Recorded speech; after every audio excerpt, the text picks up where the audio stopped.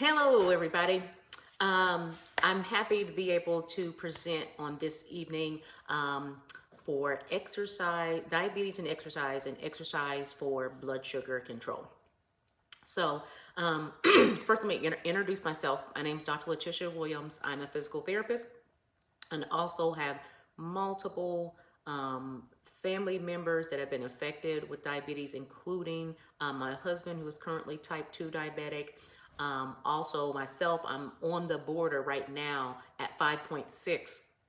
My A1c is 5.6 right now, and I've been struggling on the edge of that for some time now, and actually have some thyroid issues as well. So I'm an active person. I have family history with my mother being pre-diabetic. Grandfather is also was also diabetic for many years and was on to the point where he was on dialysis, and then eventually, thankfully, was able to get a kidney transplant. So I've seen the various stages of type 2, the effects of type 2 diabetes, and definitely have a passion and be able to share knowledge with everyone that wants to be able to help with beating pre-diabetes, if you've been diabetic for a while, even decreasing in medications, totally getting off medications and realizing that you don't have to rely on medications to control your blood sugar, and medications to run and control different aspects excuse me, of your life as well. So I want this to be, I'm going to share some information, but if you have questions along the way, please just post those. I will try to see those in the comments, potentially. Okay, I'll be able to see this come on. So if you're seeing this live, go ahead and put in the comments live. If you're seeing the replay, put replay.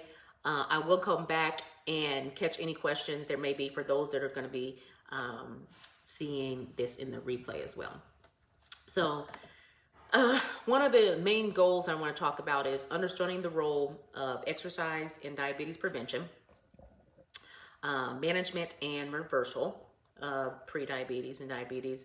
Also, best types of exercises to develop a program that could be a beginning weight training program, cardiovascular, based on even if you do have other health issues. And I know a lot of individuals also have high blood pressure, cholesterol, there's PCOS, there's other factors that go into just having a diagnosis of pre-diabetes or diabetes as well. So I know there's different constraints too with not having the access to, equipment, maybe just not having the confidence to be able to branch out and do other forms of exercise, and really just getting a plan. I've had many stories of people have just felt frustrated. They said, the doctor said, okay, you're pre-diabetic, or you're diabetic, take this medication. And then that was it. No plan, no, hey, no, not a plan to get off of medication, not a plan to help with how do you do with eating habits, how do you manage, what is high blood sugar, what is low blood sugar. So education and really getting people the knowledge to be ready to take back their health and get as much information as they can so that they can help with management. So there's many types, there's so many different exercise options out there, but to be able to find the right fit, or to be able to even find, the energy, a lot of times it's, you can barely get through the day, let alone thinking about exercise, or you're worrying about having to prick your finger, or your fingers are sore, or you're just nervous in hearing all the things of complications that can occur from uncontrolled blood sugar. And I know that many of us are not wanting to compound into some of the complications, that's for sure. So there's optimal types of exercise: cardio, strength training, and flexibility. And then we're going to talk about Pcos in exercise at the end, have some question and answer if there's any of those, but I will definitely try to catch questions in the comments too. All right, so when it comes down to it, let's start back from the beginning on what diabetes is. And we're going to be talking in particular to type 2 diabetes, or whatever known as adult onset, whatever you may call it. So basically with diabetes, insulin is a hormone that's made by the pancreas. So it helps glucose from your food, or like sugars from your food, is your food is broken down to glucose so that your body can use it to get into the cells so that it can provide energy. So sometimes our body doesn't make enough of that insulin, or our body just is not using insulin the way that it needs to be. So at that point, if that sugar can't get into the cells to provide us energy to do things, it just circulates in our blood. When that starts circulating in our blood, that's when we start having high blood sugars and start having issues, and being able, and if that circulates and continues to happen over time, that's how we can eventually get into a diagnosis of pre-diabetes, diabetes, or sometimes people just initially get the diagnosis of diabetes, because diabetes is one of those silent, it's kind of one of those silent killers. You can probably think some of the symptoms you're having are related to something else. And a lot of times us as women, we have a lot on our shoulders. So we're like, oh, I'm just tired because of this. Or, I should be able to get rest. And don't know that these are, going into some of the, the symptoms of diabetes. So being able to have better awareness there too. And also one of the things that people always think is like, well, or they think that diabetes comes from eating too much sugar. And really, it doesn't come from eating too much sugar. There's also compounding facts that are going on with those receptors that go into, so that the sugar can be delivered into the cells. When those receptors start getting covered up and not effective as much, which would be high cholesterol in your system, fat accumulation that's there, the glucose receptors actually can't attach and do their thing either. So it's not just a thing where I've ate too much, it's too much sugar. So I've been learning a lot more about really the underlying causes. So I know that's probably a myth that is out there. So let's talk about A1c, pre-diabetes and diabetes. So A1c is a measurement of your blood glucose over a 2 to 3 month period. So it's also the indicator on how you are diagnosed as being pre-diabetic or actually diabetic. So the A1c is the important number that doctors and your other team will be looking at, because that's the number that doesn't lie. You can't if you have to go get your A1c checked in the next day or next week or something like that, you're not going to be able to affect what the A1c is during that time period. It's over a blood test that looks over a several month time period. So with that, your daily numbers are the ones that are going to have obviously an effect on what's going on with that A1c. So if you notice your daily numbers have been crazy and all over the place, then your A1c is probably going to be definitely going to be affected that way. So your diagnosis pre-diabetic if your A1c is between 5.7 and 6.4. You're diagnosed with diabetes if your A1c is 6.5 or greater on 2 consecutive tests. So normally the formal diagnosis comes if you had your A1c done twice. Remember, that checks it over a several month period. A1c twice, and it's read the 6.5 or greater on two consecutive tests. So let me make sure there's not any comments in there. Perfect. All right, so exercise. What's the definition of exercise? So exercise is to engage in physical activity to sustain or improve your health and fitness. So to take exercise. So it's deliberate. It's not related to what you do for work. You could walk 10 miles a day for work, lift heavy boxes, do this and that, but that's not classified as exercise. That's actually classified as physical activity. So exercise is an effort to improve your fitness. So when you're thinking about, hey, I'm active all day long at work, I don't have to do anything else, I'm getting my exercise. Where you're getting physical activity, but to really make a dent in your overall health and wellness with decreasing abdominal weight, as well as decreasing and moderating those blood sugars, it's going to be actually exercise, a structured plan that you're working on. So there's different types. I know someone had mentioned about like HIIT, which is high intensity interval training. We'll talk about that later. There, cardio, weightlifting, resistance training. You'll those be interchangeable. Yoga. I mean, there's so many different offerings, but what is going to be the best and option for you is going to be based on what you can tolerate and what you can do safely. And then if you need assistance with that, finding resources to get you on a targeted plan. All right, so complete programs consist of a warm-up, then you have your routine, which is going to be either cardio or strength-based segment, and then you have your cool-down stretch. So all those three components are part of a complete program. So if you find that your recovery is taking you days and days to be able to recover from an exercise bout, then that means you feel like I gotta pop Advil or anti-inflammatory or something prior to working out, and then after working out, that means that maybe that exercise or that activity was too high of a level for you. Normally when you start a routine, you're going to have some general soreness. That should be done.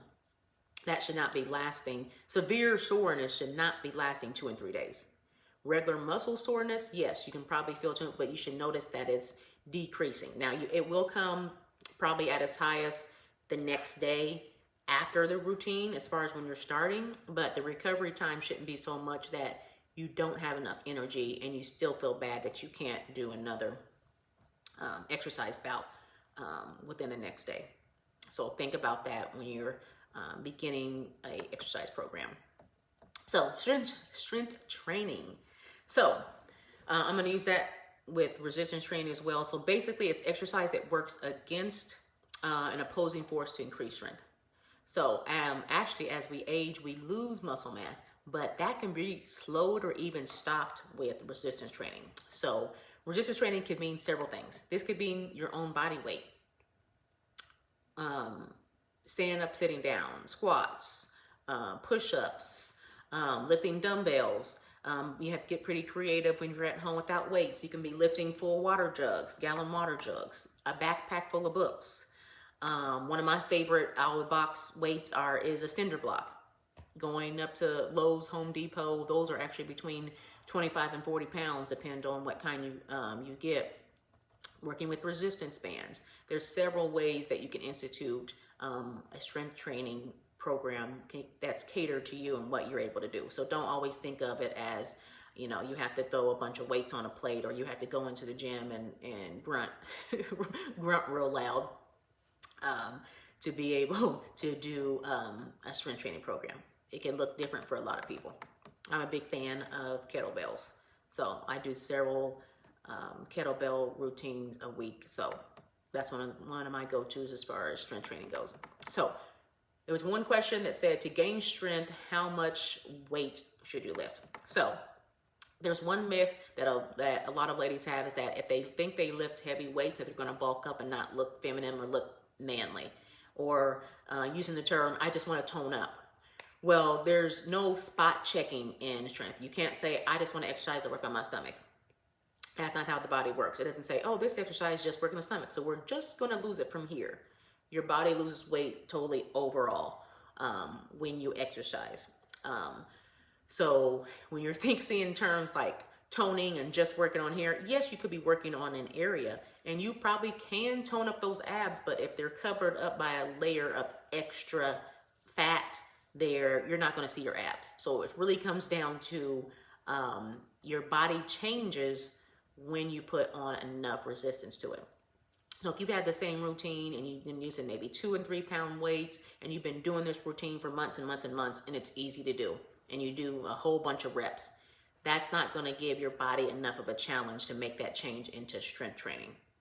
You're still getting exercise, still working on having some resistance, but for true strength training, then you have to have the load comparable to where there's an effort to. So once you get to 10 and 20 reps, you feel like, oh yeah, I'm working. Or even when you're starting out, you do 2 or 3 sets. Maybe the third set, you only made it to 5 or 6 because the weight was enough of resistance for you. But get guidance. If you're a beginner, please get guidance on starting with weights. You can be starting with resistance bands.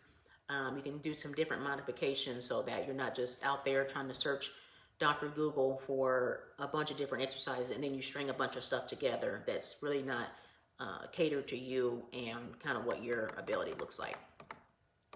So to build strength, our body's got to be broke down to be built back up. So it has to go through a stretch, a change to be able to get the true benefits of being able to have some strength training. And you can also lift weights with higher reps if you have a lower weight as well. If you have start there, I'd rather you have lower weight, 1-2 pounds. Canned goods are about a pound. Using those initially to start up and getting the resistance from that way, and then graduating up as it becomes easier and not just getting stuck.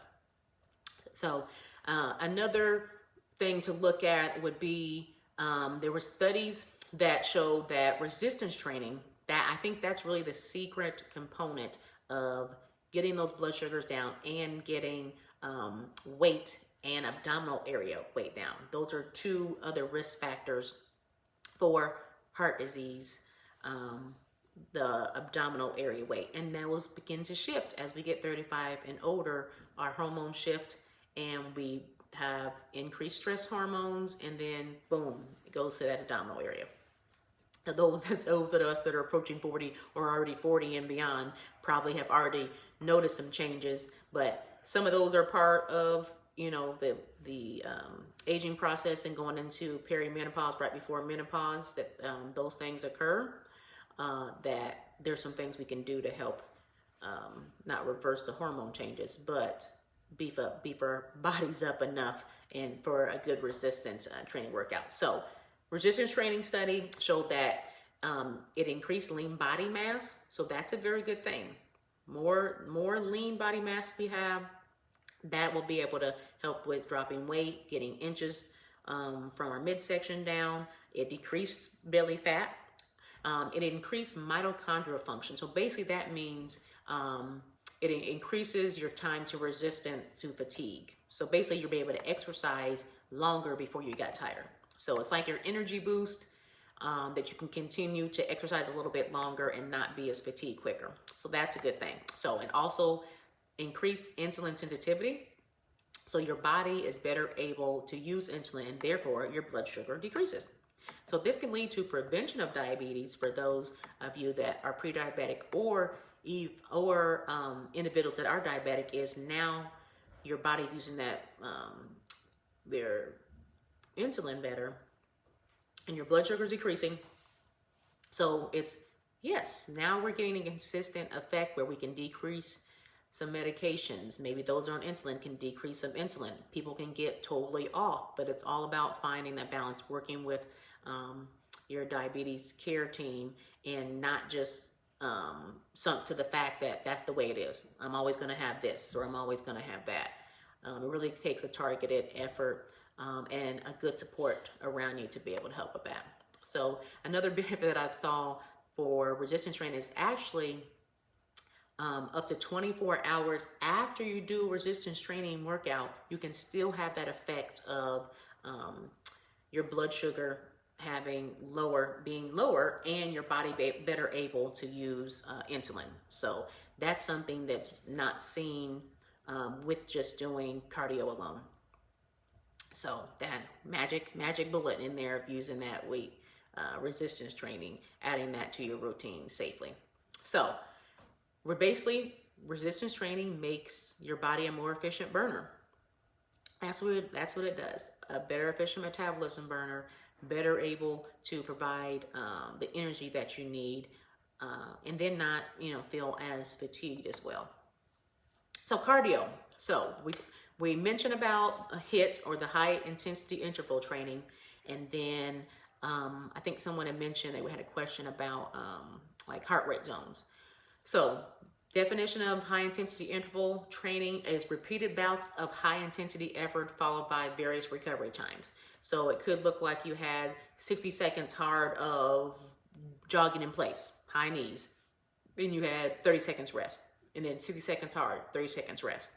So it's varying degrees of a work that gets your heart rate up. You work harder for this time, and then you rest. So it's kind of this off-on interval of hard work and rest, hard work and rest.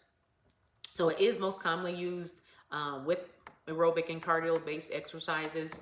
It's great because you can work harder for a short period of time, but still reap the benefits or greater of doing a lower intensity, longer duration deal. So say you had 30-minute HIIT, and then you had 60 minutes of a slow walk on the treadmill. You're gonna get bigger bang for your buck with the 30-minute of a higher intensity compared to the 60 minutes lower heart rate, longer duration, where you're still getting benefits, yes. So if you're able to do walking on the treadmill, walking outside, riding the bike, please continue to do all those. But someone had asked about the difference of HIIT training. You can also do some HIIT training that involve strength-based exercises.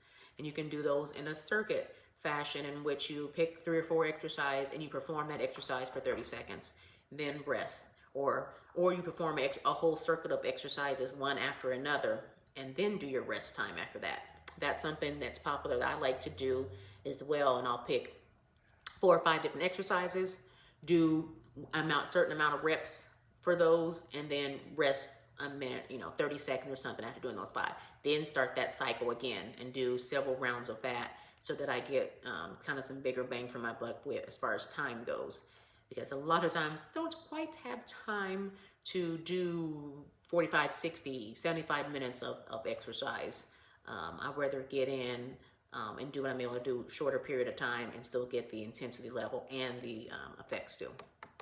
So a combination of cardio and strength is definitely ideal. So thinking of the zone, so everybody probably familiar, and they might have seen like the heart rate zone chart, and when they were in school and in gym class, or even posted somewhere at gyms. Now that in the fat burning zone, I've been seeing some conflicting research now saying that they're not unsure if that's actually a real zone, or being able to really test if that's actually occurring. But the fat burning zone is said to be kind of that between 40 and 60 or 70% of your maximum heart rate. So you would find that by taking 220 minus your age and then getting the percentage to find out what your heart rate would be in between either 50% or 70%. But that's a lot of figuring and trying to figure out. So I wouldn't really focus on that. I would like to use the talk test. So basically, slower duration exercises, the talk test can be, yes, I'm talking, I'm able to do the exercise, my heart rate is probably pretty steady. If you're doing a high intensity interval training, you should not be able to hold a conversation. So you have the difference between being able to hold a conversation and not be able to hold a conversation. So I use the talk test to be able to see how much effort that you're putting out. So you'd probably be the in-between when you're talking about looking at the fat burning zones. So I could use a talk test. If you do have a watch that can measure heart rate, you can try to stay in that range, or just kind of get the feeling of how much effort you're putting in after you glance and take your heart rate. But the real focus here is getting in the time. Getting in the exercise time for sure. All right, so strength and cardio. Take homes for those: strength, 2 to 3 resistance. The recommendations are 2 to 3 resistance training sessions per week. And you can do however you want to do, set those up is ideal for 2 to 3. Start slow if you need to, begin with 1. Cardio recommendations are 150 minutes per week of moderate to intense. Hey, Lisa. Cardio is 150 minutes to moderate intense minutes per week. Or you can do 90 minutes of vigorous intensity. So when you think about the vigorous intensity training, it would probably be closer to what a HIIT training. where you have the cycles of work hard for a certain amount of time, rest, work hard for a certain amount of time, rest. So you can spread those, get those minutes out the best way you can. So 150 minutes of moderate intense per week, or 90 minutes of that vigorous intensity per week for our cardio recommendations. Now for strength, it's going to be 2 to 3 resistance training sessions per week. So try to see how you can figure those into your scheduling. Definitely with the strength training, there was also recommendation is try not to have big gaps in time where you're doing. So, not resistance training on Monday and then you don't do it again until Saturday. So try to have them closer together. They don't have to be back to back, but have them closer together so your body can still be reaping those benefits of that. Your body is burning. It's burning fuel. You are revved up, fired up, and your blood sugar levels are staying revved up greater than 24 hours after that resistance training workout. So think about how to get the biggest bang for your buck as well. All right, look like we got a couple people joining. Just give a little wave in the comments. We're just going through and talking about, I'm talking now a little bit about strength and cardio recommendations. So as far as the minutes of cardio, we said that was 150 minutes of moderate to intense, or 90 minutes of vigorous for the week.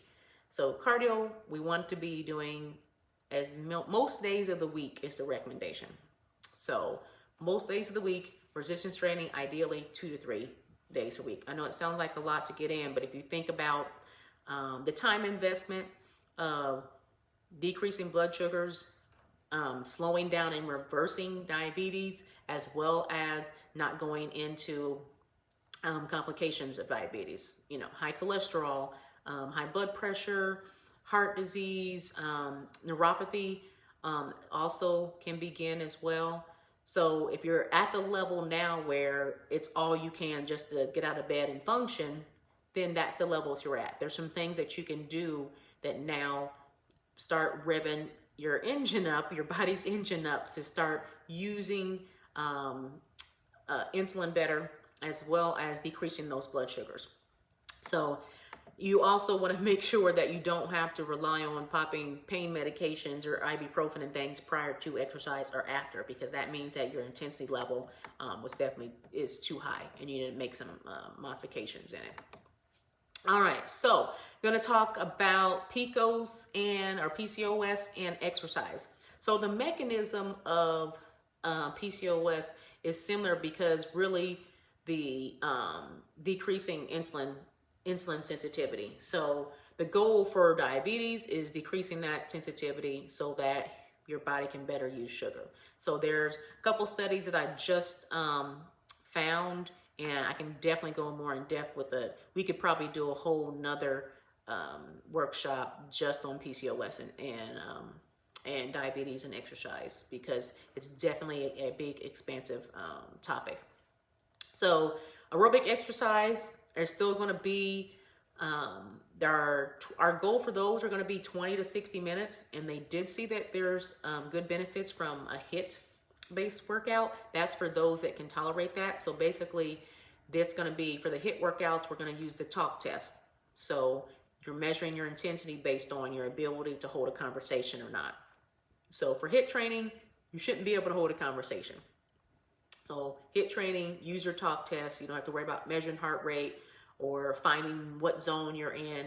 Just use the right there. If you're not able to hold a conversation, you're probably working in the correct zone for high intensity interval training. So 20 to 60 minutes. The other study that I saw said that they had 10-minute bouts with rest periods in there. So they were doing exercise off and on 10 minutes, rest bouts, and then they worked themselves up to doing up to 60 minutes. So start at the level that you feel comfortable with.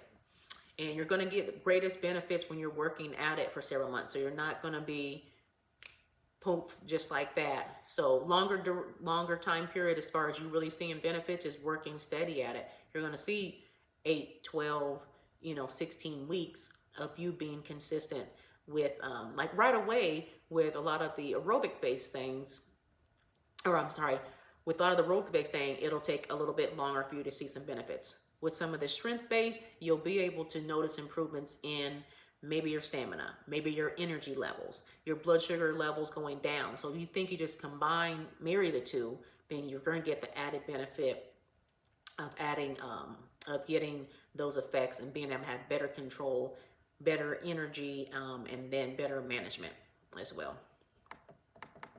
All right, so strength training for PCOS, it looks like 2 to 3 sets of 8 to 10 reps. So you want that to be at the challenging weight.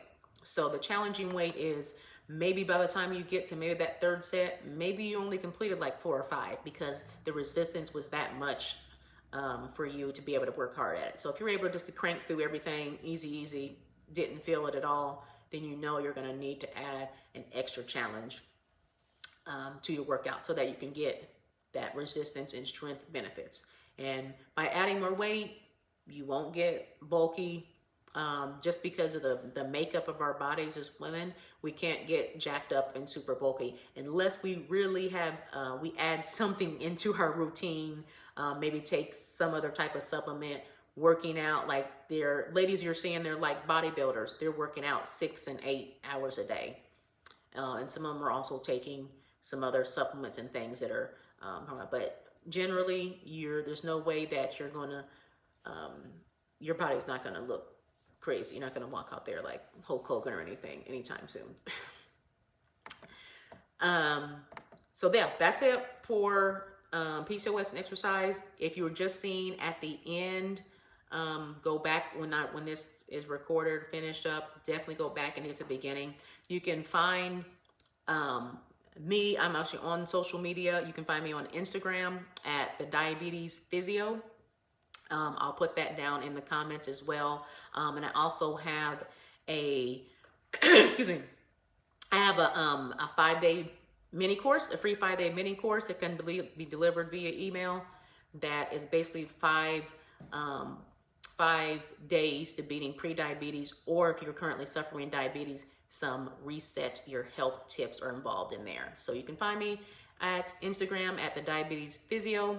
Also, if you want access to that free guide, just text the word diabetes to 317-451-6786 for the mini course.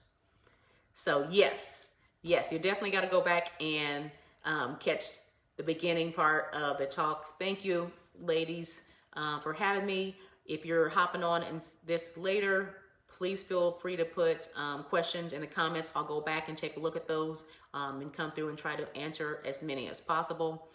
Feel free to reach out to me, send me direct message or anything like that for any other questions that you might have. All right, hope everybody has a good evening. And I'm going to put that info, hopefully I can put this in the comments before I hop off of here.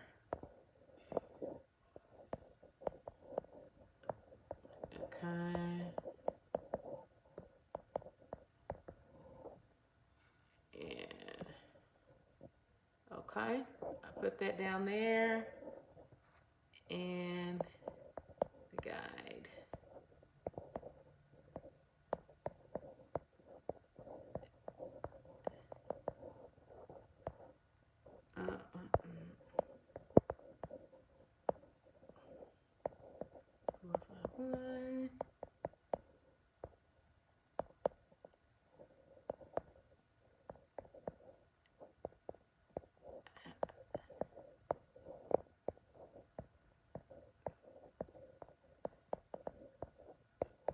Okay. All right, ladies. You guys have a good evening. I will come back and check out comments.